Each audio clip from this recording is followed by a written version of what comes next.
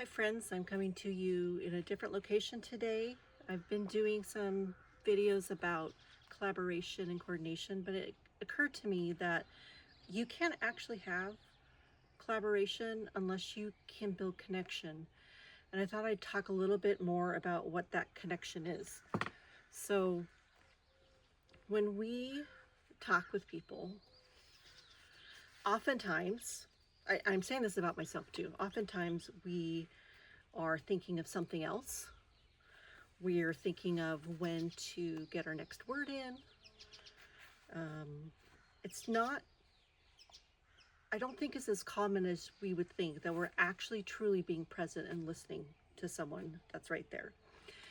There is a way to know if you are there. If you've ever experienced empathy, not everyone is able to experience empathy, but if you have, you probably know what it feels like. And it feels like tingles. Sometimes you feel the same pain that you see the person having. If their heart is broken, you start to feel your heart being broken. At least that's how it manifests with me. And many years ago, I want to say maybe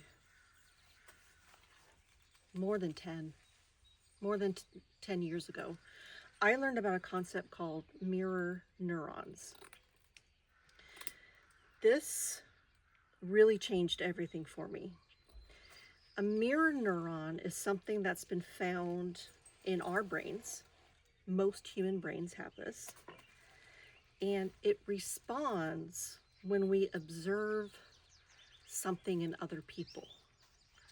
And it mimics that same emotion or that same feeling that they have. For some people, it's stronger.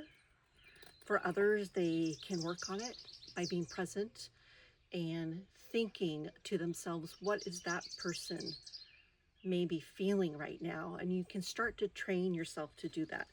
I know I've spent the last 10 years working on that because before that, I was a little bit angry. I assumed people were trying to scam the system.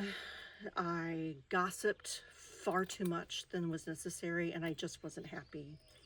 So as soon as I learned about motor neurons, I also happened to learn at the same time a concept called assume positive intent. And that is the partner piece that has really made a difference in my life personally. It's something also that my children are annoyed about hearing constantly from me. I'm actually thinking of starting a different series here about what would mom say, or something to that effect. Or, my mom has been gone now for 8 years, and she was not herself for many years before that due to Alzheimer's. And so I've really missed my mom a long time, and it came to be pretty difficult for me the last few weeks, when I really needed her to help me through some things.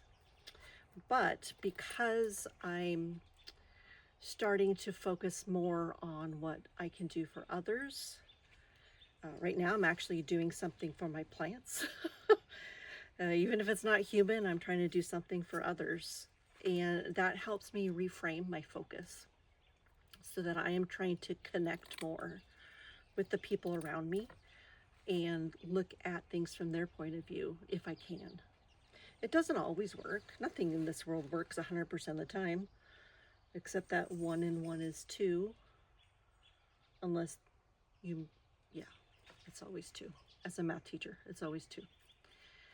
So just think about that over your week. When you are dealing with something or you see someone who's struggling, check in on yourself and see if you're kind of feeling where they feel that pain. That's your mirror neurons working.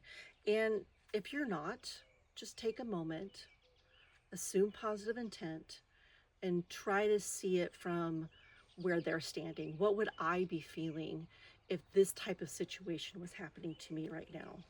It's easier said than done, but I encourage you to practice it because I found that it really makes a difference in how you connect with people, which is going to make it so much easier to collaborate, work on projects, improve your community if you're able to practice that in your own self and show how it can be done for others. So anyway, let me know if that resonates with you. If you think I should start a what would mom say type thing and just say all the things I've said to my kids over the years, or things I wish I had my mom here to say to me. Not everyone has moms, or moms that they talk to, even if they're still alive. And for those of you wondering what it is I'm doing, I am cutting lengths of copper. This is mesh copper. I had a ton of this, and I'm using it in my garden.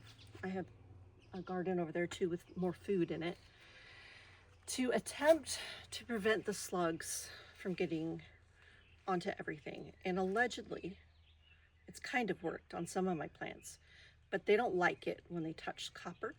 It does some kind of chemical reaction, and I am not a chemist, so I could not tell you the specifics, but apparently it does a chemical reaction and they don't like it and they turn around.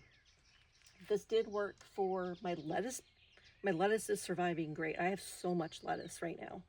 So I'm going to see if I can maybe get it a little bit closer to where my dahlias are. I've got them in pots this year because I bought several varieties from a local farm, and I want to see if they will grow up out of those pots.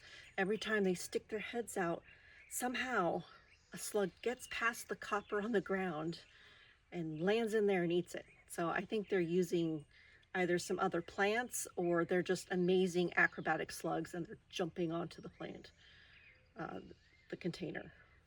In fact, maybe I'll show you guys what I'm talking about for those that care. This is my herb garden, and those two right there have dahlia bulbs in them. And you can see I've got the copper on the ground, but they started to come up and then they stopped. I'm not watering them because they prefer to have dry. But like, here's one little dude and I can see slug residue right there.